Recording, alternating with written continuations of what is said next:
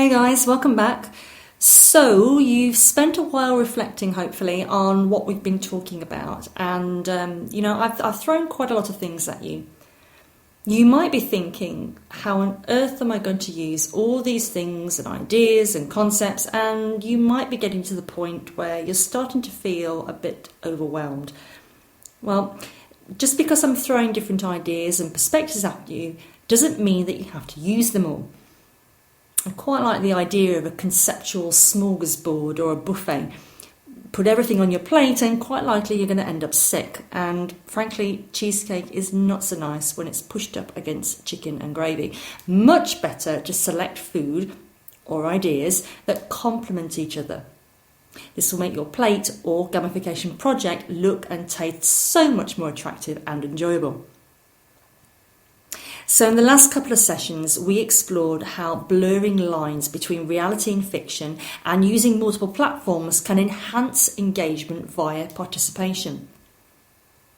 Notice now how we've moved away from games, or at least video games, and to a certain extent I've done that on purpose to demonstrate that engagement via creativity does not necessarily have to depend on technology, expensive graphics, or shooting things for that matter. Now, I want to finish by focusing more on gamification. When you design your projects, creativity is great, but don't lose sight of its purpose. We started off this part of our course by highlighting the differences between games and gamification, and we decided that one of the key differences was that games, and stories as well for that matter, the end purpose is the experience itself. For gamification, the created experience is only a means to change or manipulate behaviour in some way. So in terms of practicalities, we shouldn't neglect to define our market, our audience, our participants that we're trying to reach and engage when we're thinking about designing our system. What is it that we're trying to change? What is it that we're trying to do in designing our gamification experience? And it is this that should drive our choices that we make when we design our gamification experience. How do we captivate our audience? Well, we have different choices to make. Do we want to play with the emotions of our potential market?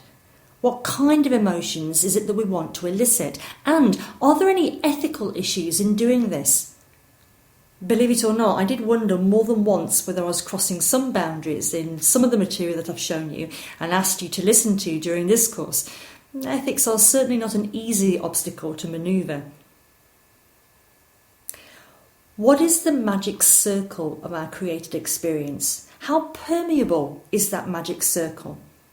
Is our world created very distinct from reality, or are the lines blurred to such an extent that it becomes almost impossible for participants to distinguish between reality and fiction? And again, in tricking your participants to believe in a created system as reality, in seducing their senses to the extent they forget they are in a world that is fictional, do you think there are any ethical issues in doing this? And finally, what about the practicalities of choosing appropriate platforms from which to launch the experience? We've already said that the demands of whatever particular dimension of the experience we're considering must drive our choices. But these choices must also reflect the audience or market typology that we've identified. And, we haven't said much about this, but in practical terms, in the real world, unless you're blessed with the cash reserves of Mars or Nike, there will be financial constraints that you must consider from your client. I want to leave you with some words that I hope you'll take with you in designing your own project. Be inspired with what is around you.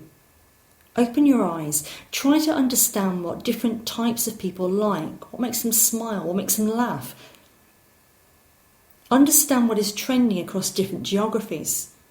Don't be afraid to be creative and to experiment, but at the same time, don't lose sight of the purpose of the project, of any gamification project, of the client and his or her product. We are not constructing projects purely to entertain, But remember, we are creating experiences to purposefully change behaviour. I want to finish with the most brilliant, well, in my view anyway, gamification project by a marketing agency called Droga5. It's an experience that combined client Bing with Jay-Z, who was due to be launching his biography. Take a look at the link to Droga5, who describes the project, and, well, enjoy.